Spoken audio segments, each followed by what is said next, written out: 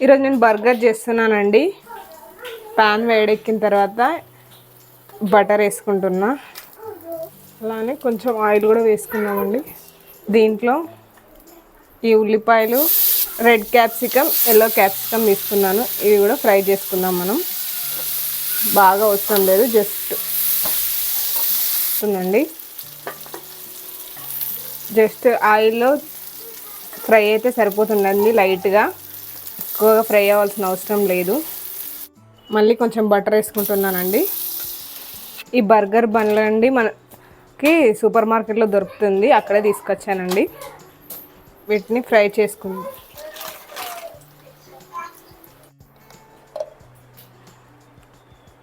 ఒక spoon minus ఇలా spread చేసుకోవాలండి, ఫ్రై చేసుకున్నాం మన బర్గర్కి.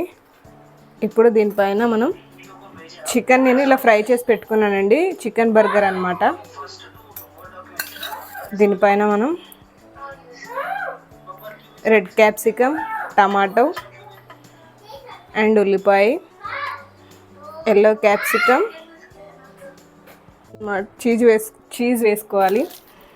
తర్వాత దానిపైన మళ్ళీ ఈ బర్గర్కి పైన పెట్టేదానికి మళ్ళీ కొంచెం మైనస్ అప్లై చేసుకొని, అలాగే కొంచెం టమాటో సాస్ కూడా వేసుకోవాలి.